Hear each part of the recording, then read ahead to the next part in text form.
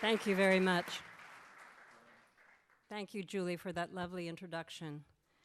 I suspect all of you know this, but ladies and gentlemen, tonight you will be in the presence of a literary giant. Among Latin American giants, Gabriel Garcia Marquez is known for mesmerizing, Pablo Neruda for wooing, Mario Vargas Llosa educates, Jorge Luis Borges captivates, and then there is Eduardo Galeano, truth-teller, galvanizer, firebrand, a writer who tells us about history that those who inhabit the corridors of power don't want us to know or truly understand. Eduardo Hughes Galeano was born a commentator, it seems. By the time he was 14, he was publishing cartoons in newspapers. By 20, he was the editor of Uruguay's famous left-wing weekly La Marcha. Shortly thereafter, he became the top executive of Montevideo's paper of record, Época. In 1971, at the tender age of 31, he published a hair-raising indictment of North American influence on the hemisphere, the open veins of Latin America. 4 years ago, at the summit of the Americas, Hugo Chavez handed a copy of that book to Barack Obama. Right. For all the ease with which Galeano slipped into journalism as a teenager, the rest of his writing life wasn't very easy. After Uruguay's 1973 military coup, he was arrested for his radical views and imprisoned. He broke free and fled to Argentina, where 3 years later, he had to flee again. The notorious Brigadier General Jorge Videla, who had deposed Isabel Perón, installed a regime that became known for its secret camps, kidnappings, and torture. When Galeano's name appeared on Argentine death squad lists, he escaped from Buenos Aires and settled in Spain, where he wrote his 3-volume masterwork, a bracingly original narrative of America's 500 years of history, Memory of Fire. Surviving lung cancer a few years ago freed him, he says, to employ an even larger canvas. In Mirrors, published in 2009, he reflects on 5,000 years of human experience. And he manages to do it all with a big heart and a keen, incisive sense of perspective.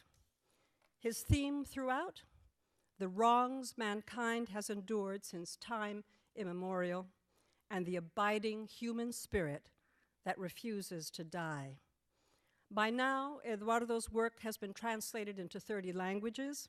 He is a moral force around the world. He is the recipient, as you know, of many international prizes. But perhaps most impressive of all, he is an indefatigable writer. As he told me yesterday, he can't help it. It's a muscle that doesn't tire, even as the body does.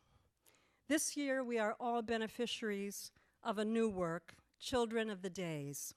Like his earlier works, Children of the Days is a mosaic of miniatures strung together to fashion a remarkable calendar that ravels from January through December like an ancient book of days.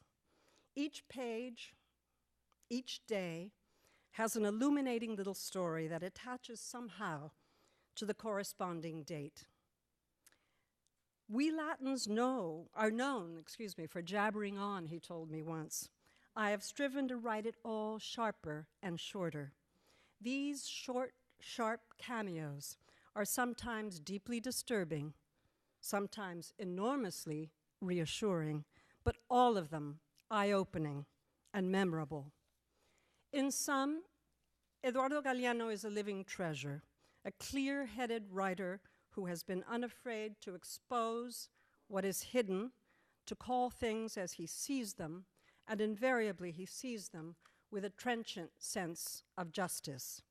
Eduardo was very much on my mind as I wrote my biography of Simón Bolívar, which is at once a tale of revolutionary triumph and the tragic narrative of unimaginable violence and corrosive mistrust to which we are ongoing heirs in Latin America.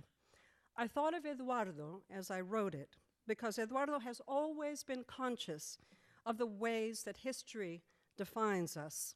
Living in the past, as I have done for a few years, I understand why Eduardo looks at the present through history. In history, we see ourselves more clearly.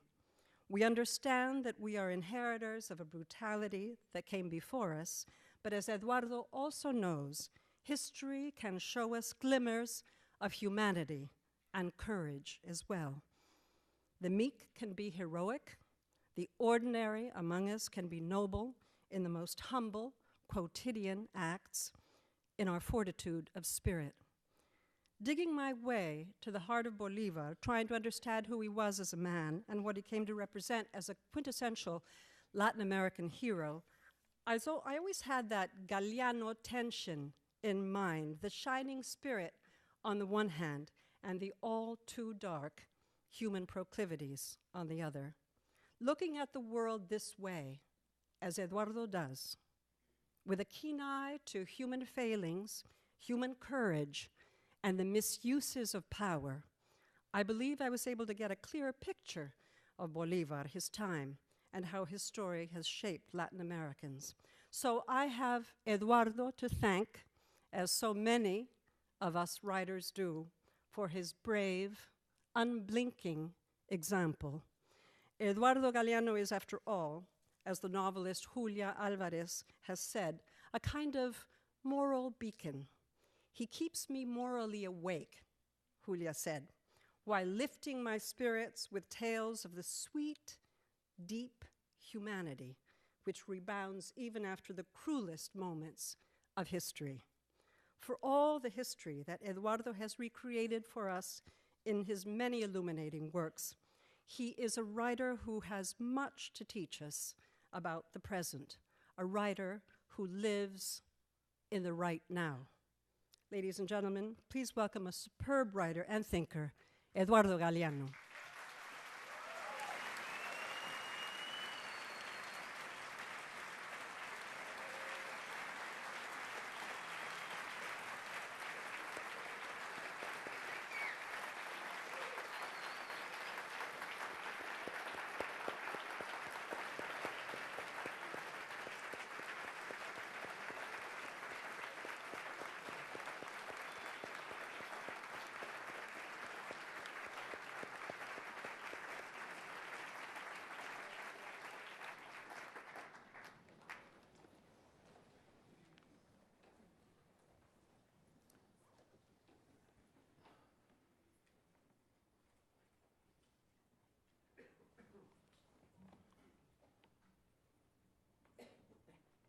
The first time I came to the United States for a reading, it was some years ago, and my English was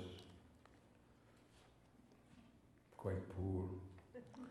And so I began the reading saying, "Welcome to the public," saying, "Good night."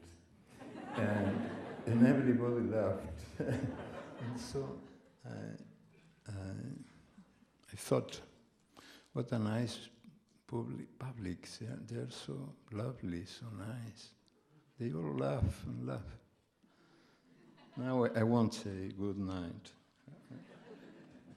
I just will say hello, welcome. I'm going to read some stories from this book, Children of the Days, beginning with something I wrote, like a sort of synthesis of what I understand to be the version of the Genesis in the words of the Mayan Indians in Guatemala and other parts of Latin America. And the days began to walk, and the days made us, and thus we were born, the children of the days. los descubridores